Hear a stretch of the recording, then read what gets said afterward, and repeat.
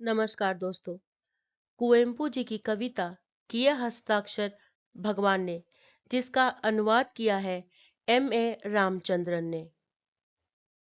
आइए कुवेम्पू जी का एक संक्षिप्त जीवन परिचय जानते हैं।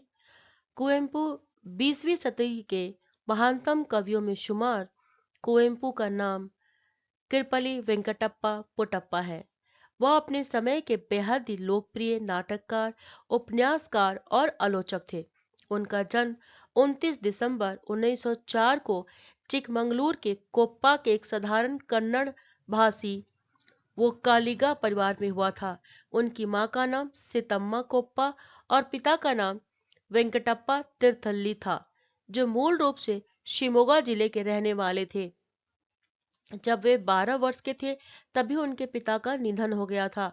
उन्होंने अपनी माध्यमिक शिक्षा कन्नड़ और अंग्रेजी भाषा में पूरी की और आगे की शिक्षा के लिए वो मैसूर चले गए।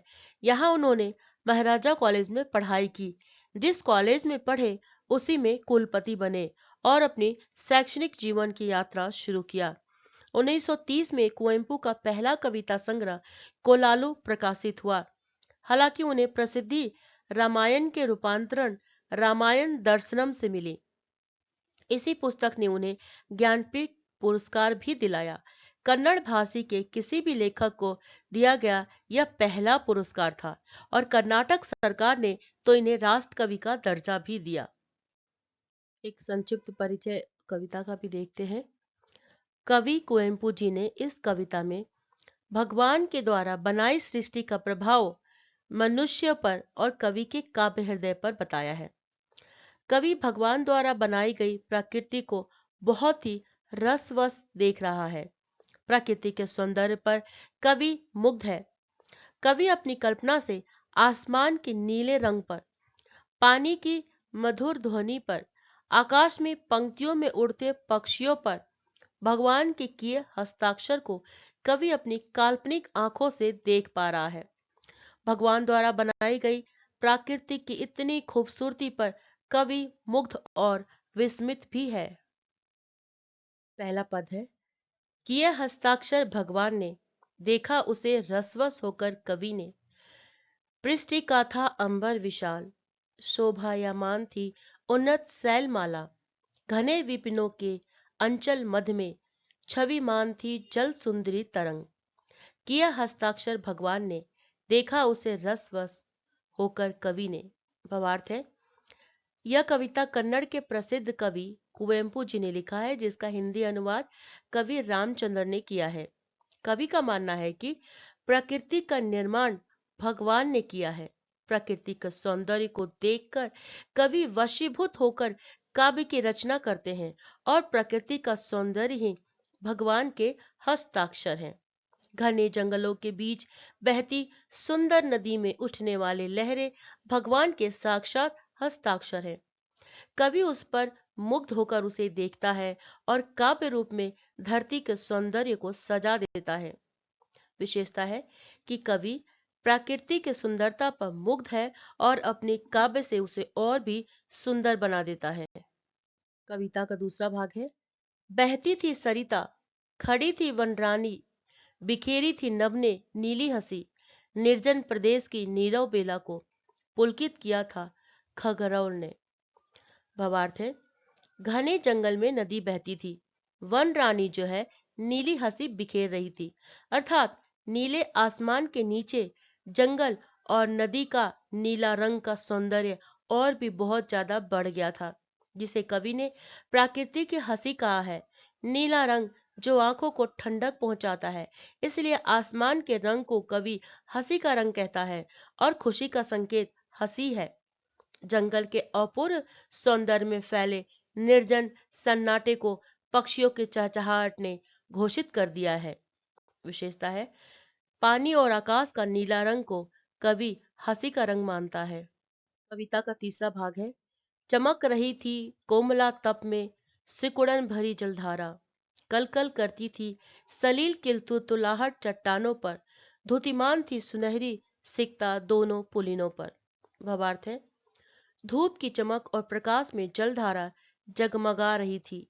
नदी का पानी भी सूर्य की किरण से जगमगा रहा था। सलील यानी कि नदी कल कल की मधुर ध्वनि के साथ जब चट्टानों से टकराता तो जैसे लगता कि कोई छोटा बच्चा अपनी तोतली भाषा में बात कर रहा था। टकराकर पानी बिजली की गति से आगे बढ़ जाता है और नदी के किनारे पर फैली चमकीली रेत पर फैल जाता है, और नदी को पानी का बहुत सुंदर रूप कवि को भगवान के हस्ताक्षर लगते हैं। विशेषता है, इस पंक्ति में कवि ने नदी के सौंदर्य को बताते हुए तरंग को भगवान के हस्ताक्षर की उपमा दी है। सिबल गुड्डे की नदी में नहाते बसा था कवि मन नाकलोक में, मधु सौंदर्य का मधुर जगत, मधु बनाता हृदय जिह्वा का।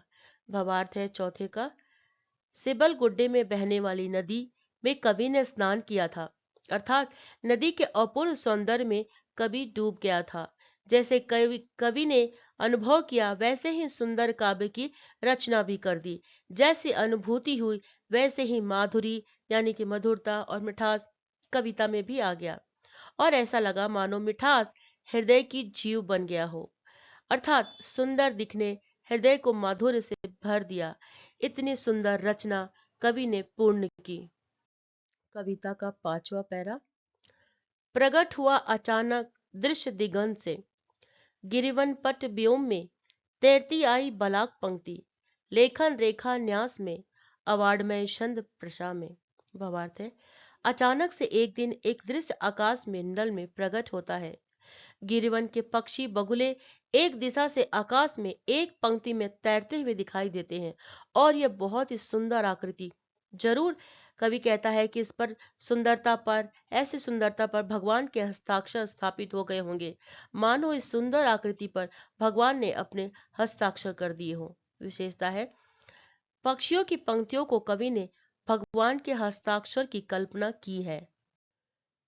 सृष्टि रचना की कुशलता और रमणीयता पर, विस्मित जगती के सुंदर संधि पत्र पर स्वीकृति देते, मानो अपनी चीर चेतना को जताते। भावार्थ है, कवि सृष्टि की रचना और उसकी सुंदरता पर मुग्ध और विस्मित है।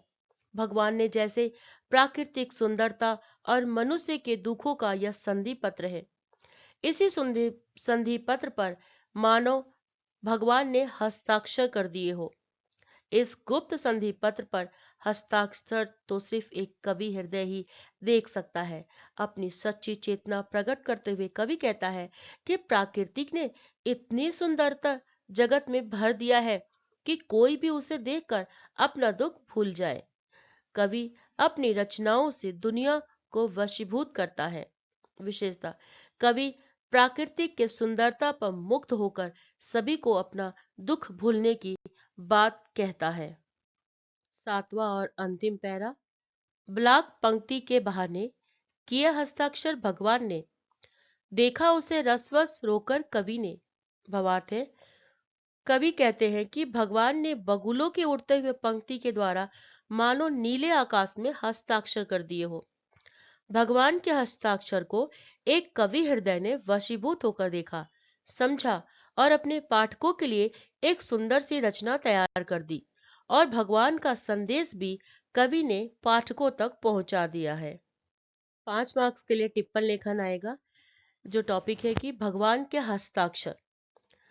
यह कविता कवितांजलि काव्य संग्रह के किए हस्ताक्षर भगवान ने से लिया गया है, जिसके लेखक कुवेम्पू जी हैं और इस कविता के अनुवादक रामचंद्र जी हैं।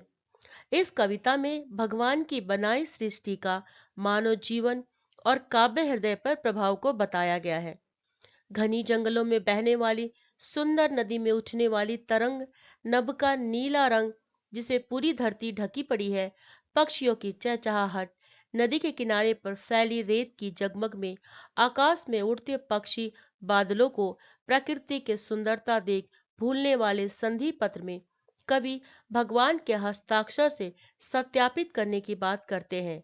कहते हैं कि सब कुछ भगवान का निर्माण किया हुआ है। वही एक कवि को सुंदर काव्य रचना की प्रेरणा देता है, जिसे पढ़कर हर पाठक भी आनंदित होता है। साथ ही कवि ने प्राकृतिक और भगवान के प्रति कृतज्ञता को प्रकट करने का संदेश भी दिया है। एक अंक के प्रश्न के लिए डिस्क्रिप्शन बॉक्स देखना न भूलें। 16 मार्क्स के प्रश्न के उत्तर के लिए वीडियो के पूरे भाग का इस्तेमाल करें। और अगर आपको मेरा ये वीडियो पसंद आया हो तो सब्सक्राइब, लाइक, कमेंट, शेयर करना न भूलें। धन्यवाद।